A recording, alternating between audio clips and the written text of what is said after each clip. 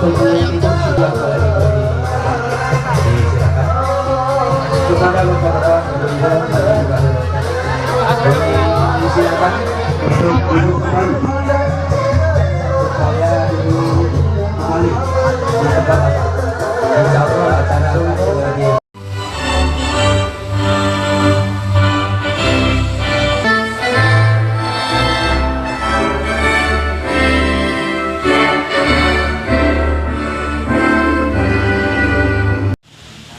Secepatnya, yaitu oleh Partai PKS dan diikuti oleh Partai Demokrat, dan yang sangat dinantikan tapi takut sama Allah Subhanahu wa Ta'ala,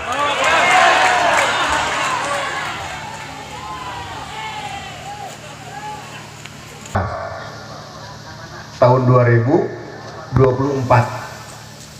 Kalau bisa nggak ada tahun 2023. Setuju ya? Langsung aja 2024. Ini saking masyarakat ingin segera mencoblos Pak Anies. Setuju?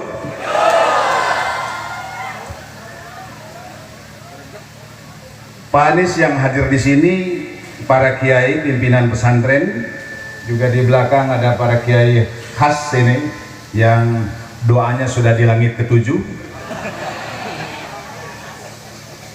Yang hadir di sini pimpinan pesantren, kehadiran di sini di belakangnya ada ratusan dan ribuan umat yang mereka pimpin.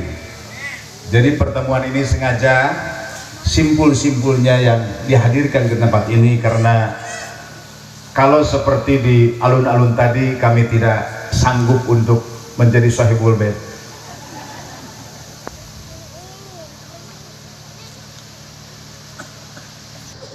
Tolong perhatikan pesantren dalam segala hal. Pesantren punya saham besar dalam mendirikan NKRI ini.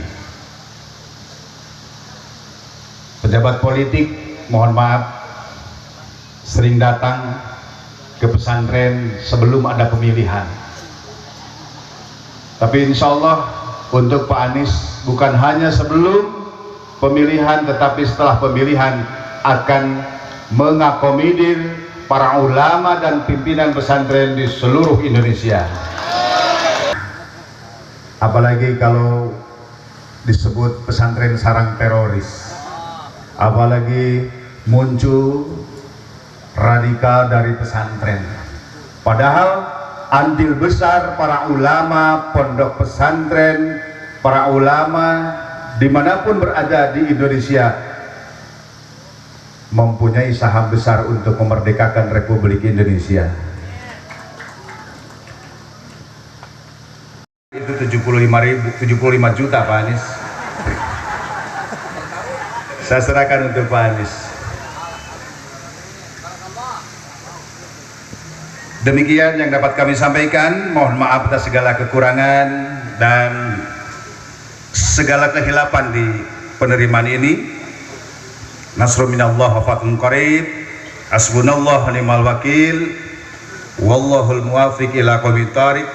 Wassalamualaikum warahmatullahi wabarakatuh. Waalaikumsalam warahmatullahi wabarakatuh. Pak Anies Presiden! Allahu Akbar! Pak Anies Presiden! Allahu Akbar! Presiden! Allahu Akbar! Pangandaran! Hidup! Pak Rahmat makan ulen di jalan. Mana Pak Sekum, Pak Kang Saan? Air manis diminum Haji Nono. Selamat datang di Pontren Al Hasan. Pak Anies senyumnya top Markoto. Mengawali orasi ilmiah Ciamis dan sekitarnya, juga atas nama kaum milenial, peternak milenial, ada beberapa aspirasi disampaikan tertulis.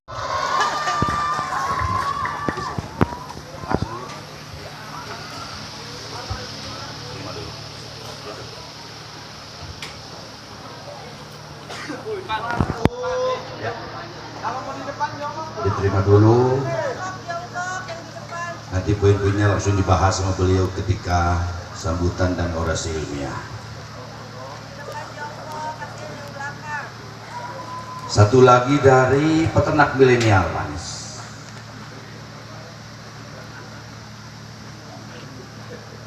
Ikang Abdul Solihin.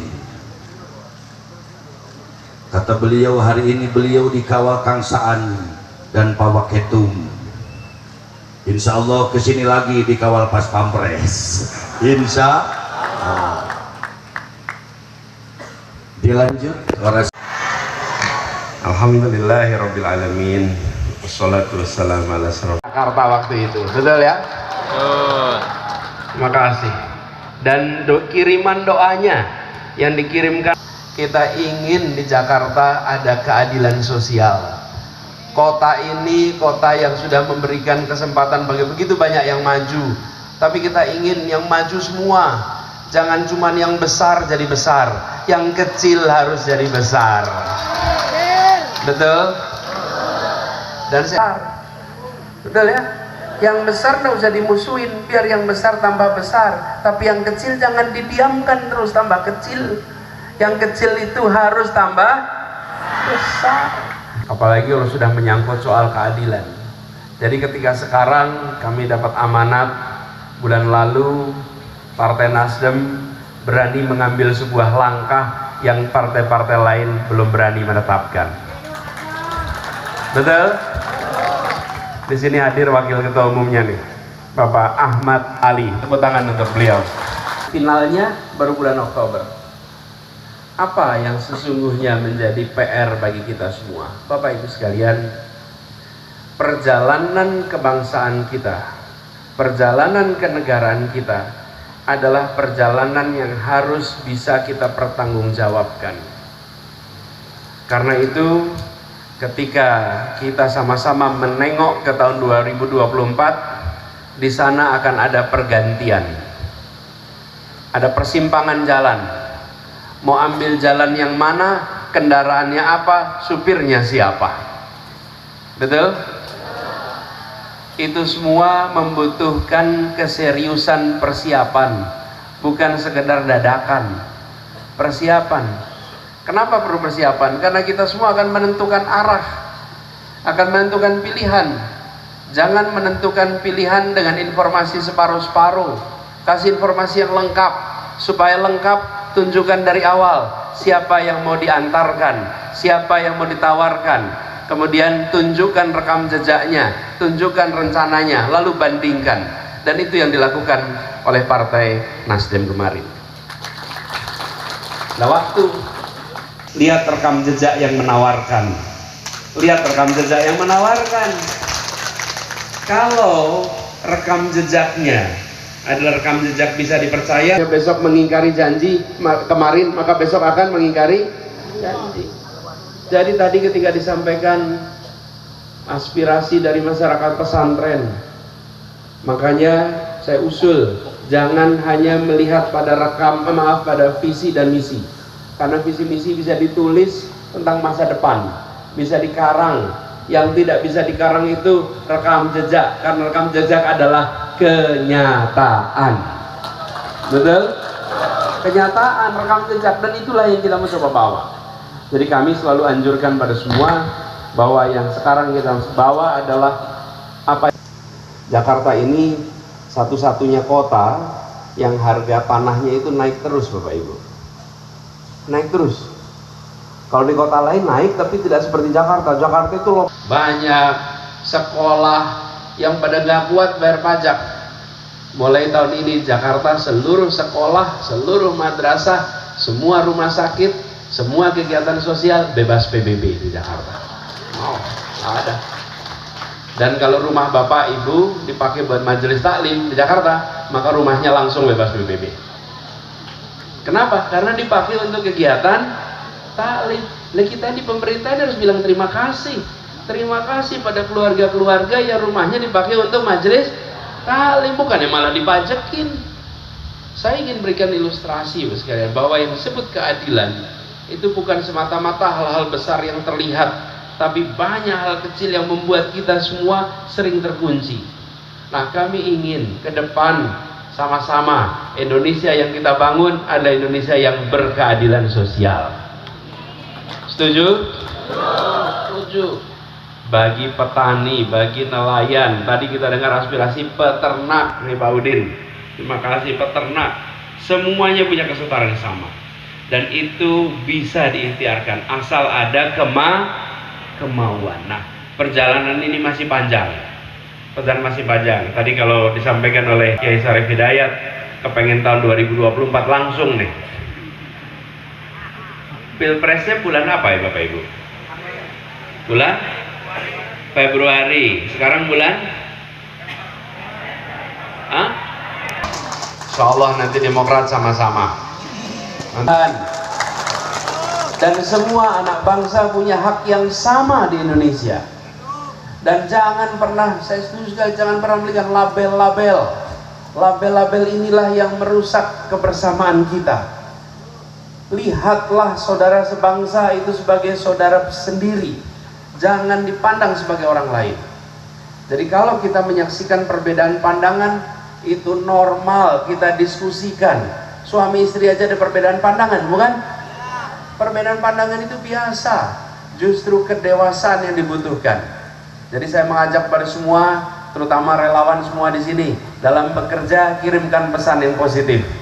Tidak usah menjelekkan yang lainnya. Kalau kita bagus, kita cukup jelaskan bagusnya kita. Tidak perlu menjelekkan, tidak perlu ngirim permusuhan. Tapi perhatikanlah yang mau jalan bersama-sama. Dan kami yakin, Ibu, Bapak, para alim ulama, para kiai yang saya hormati, gelombang perubahan ini terasa luar biasa. Jadi ketika kita semua hadir dalam sebuah acara, ini bukan tentang satu orang, ini bukan tentang partai politik, ini tentang kita semua yang ingin Indonesia lebih baik untuk kita dan anak cucu kita. Jadi saya berharap di sini kita berkumpul, dan kemarin dalam silaturahmi juga terungkapkan keinginan aspirasi untuk Indonesia kita lebih baik. Saya perlu sampaikan kepada semua, pada saat kami bertugas di Jakarta, salah satu hal yang kami sangat perhatikan adalah apa yang menjadi janji dan apa yang kemudian harus kita laksanakan. Ketika kami selesai tugas, Pak Kiai, 16 Oktober, kampung miskin kota. Masyarakat kampung miskin kota.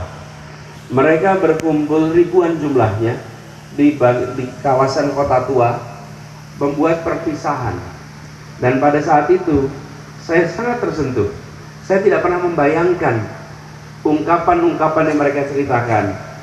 Kami selama 5 tahun ini bisa tinggal dengan tenang di rumah kami karena tidak takut lagi ada petugas yang datang yang akan mengusir dari tempat yang kami tinggali. Kami boleh berdagang lagi, kami tidak khawatir diusir dari tempat kami berdagang.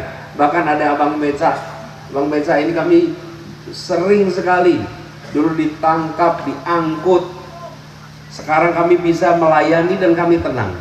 Banyak sekali ungkapan-ungkapan itu, sekalian. Tapi ini saya sampaikan, kalau sekedar kita perpisahan begitu saja, yaitu namanya sebuah akhir periode. Tapi ketika menyaksikan rakyat miskin kota merasakan rasa tenang, saya merasa bersyukur betul. Doa dan perjuangan ibu bapak sekalian dari tempat yang jauh dirasakan langsung oleh masyarakat yang paling berat hidupnya di Jakarta. Ibu bapak ikut berjuang, ikut memikirkan dulu, betul tidak? Ikut mendoakan, mereka merasakan. Jadi di Jakarta ini banyak warga yang status tanahnya itu sengketa. Kenapa? Karena duduk di tanah milik negara, apapun itu. Jadi ini ikhtiar yang kita lakukan, bekal. Pak, hati-hati Pak.